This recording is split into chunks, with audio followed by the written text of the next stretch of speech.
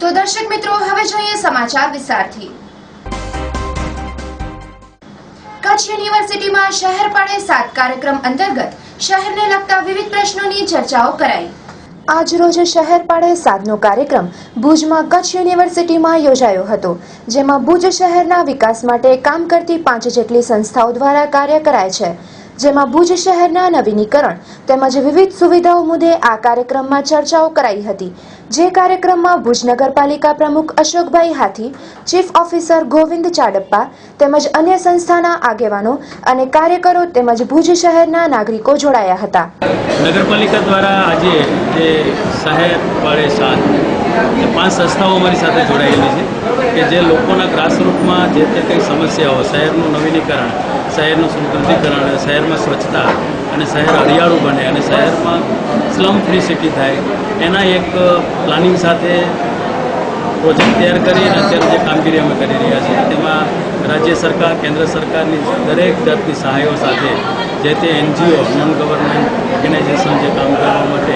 5 સંસ્થાઓનો સમૂહ અમારી સાથે જોડાયેલો છે। આ બધાને સાથે સહિયારો અમે પુરુષાર્થ લઈ અને શહેરને કંઈક આગવી ઓળખ તરીકે આવતા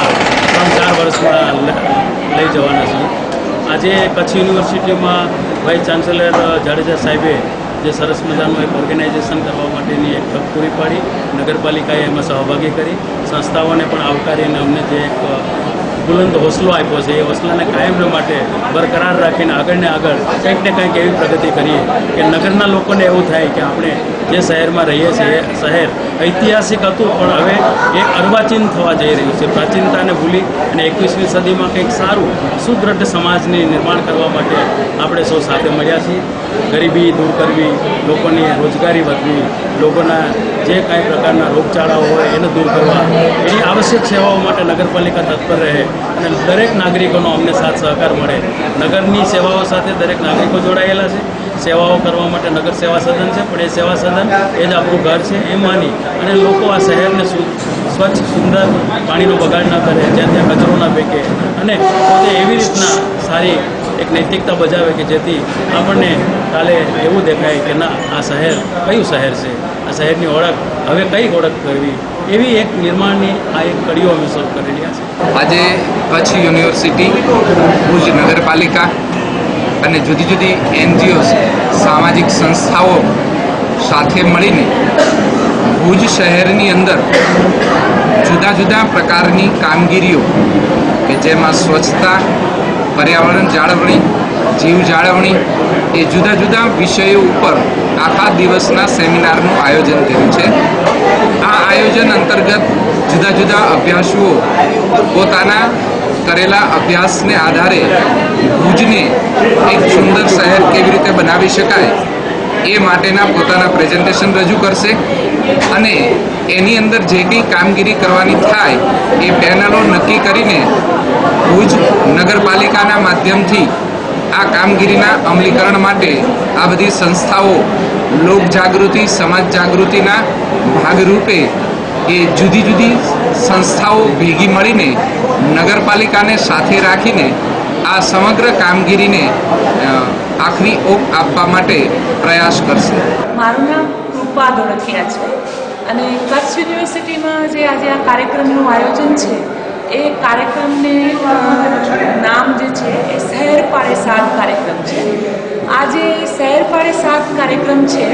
એ ભુજ શહેરમાં આમ તો છેલ્લા 6 વર્ષથી 5 સંસ્થાઓ સાથે મળીને શહેરના વિકાસના અથવા તો એમના જે મુદ્દાઓ છે એ મુદ્દાઓના ઉકેલના સંદર્ભમાં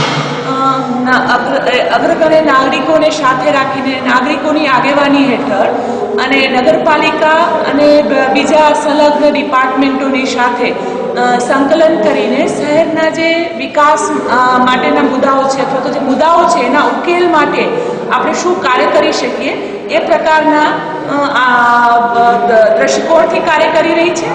અને આજે જે કાર્યક્રમ છે એ કાર્યક્રમનો હું ખાસ જો હેતુ સમજાવું તો આ જે 5 સંસ્થાઓ જે સાથે મળીને કાર્યક્રમ કરી રહી છે, છેલ્લા 1 વર્ષથી આપણે આ શહેરના મુદ્દાઓના ઉકેલ માટેના કાર્યક્રમો માટેનો અભિગમ બદલાવ્યો છે અને એ અભિગમ આપણે ફેલોશિપનો અભિગમ અપનાવ્યો છે, જેમાં સંસ્થાઓ